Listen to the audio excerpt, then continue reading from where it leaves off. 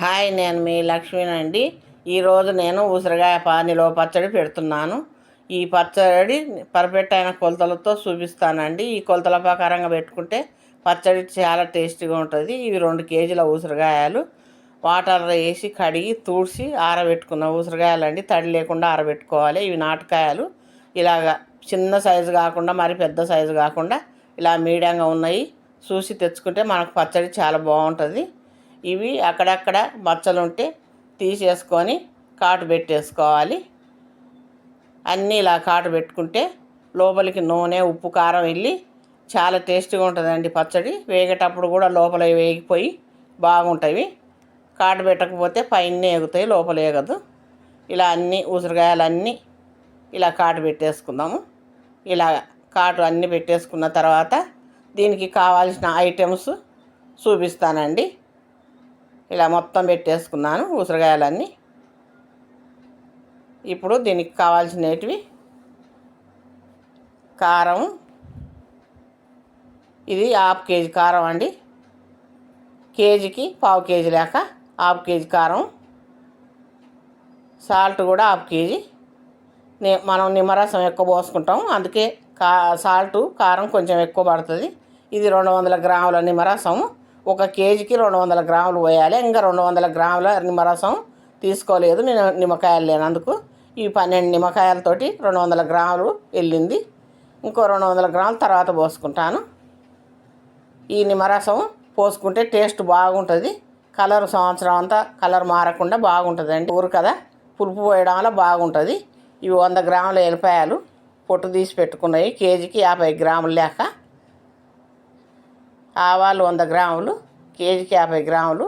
ఆవపిండి ఎక్కువ వేసుకుంటే టేస్ట్ బాగుంటుంది. మెంతులు 50 గ్రాములు, కేజీకి 25 గ్రాములు. జీలకర్ర 20 గ్రాములు, కేజీకి 50 గ్రాములు లేక. ఇది ఎక్కువ వేయాల్సిన అవసరం లేదు. ఇప్పుడు పసుపు, సరిపడ్డ పసుపు. పల్లి నూనె అండి. పల్లి నూనె అన్న నువ్వుల నూనె అన్న పోసుకుంటే టేస్ట్ బాగుంటుంది, పచ్చడి చెడిపోకుండా ఉంటుంది.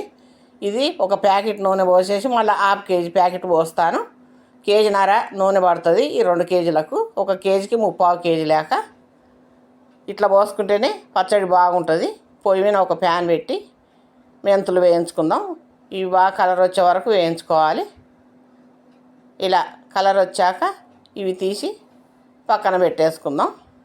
ఇప్పుడు ఆవాలు, జీలకర్ర వేసేసుకొని ఇవి కొంచెం లైట్గా వేగితే చాలు. ఎక్కువ వేగాల్సిన అవసరం లేదు. ఎక్కువ వేగితే వాసన పోయి పచ్చడి టేస్ట్ ఉండదు.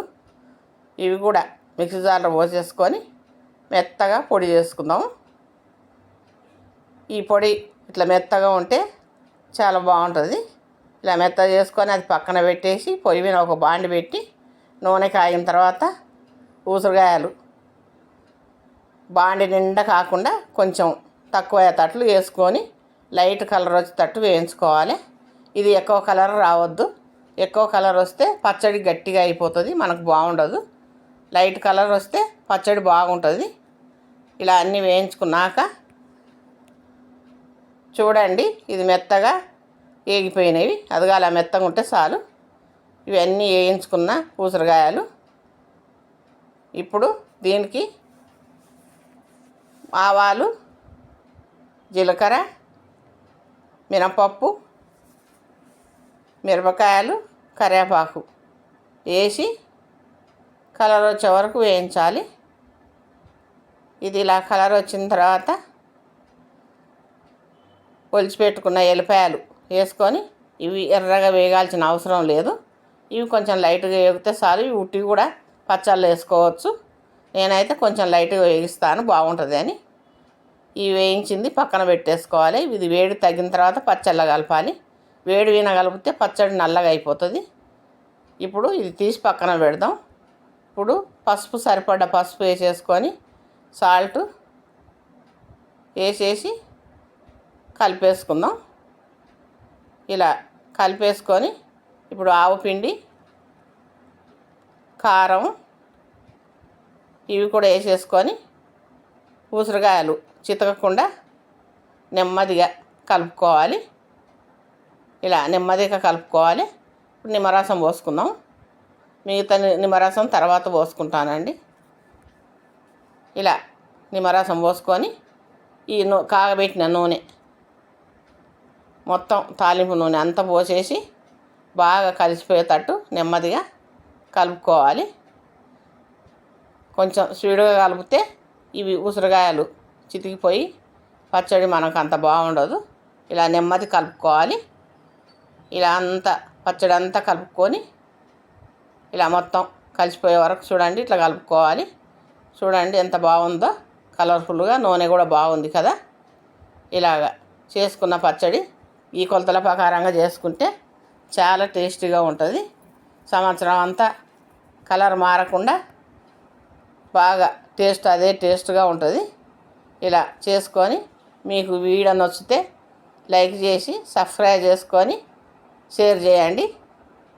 ఇది ఒక గాజు సీసా కానీ జాడీలో కానీ ఇది పెట్టేసుకొని అంతా ఈ పచ్చడి అంతా ఇలా పెట్టేసుకొని ఫ్రిడ్జ్లో పెట్టుకుంటే సంవత్సరం అంతా అదే టేస్టు, అదే రుచి, అదే కలరు ఉంటుందండి.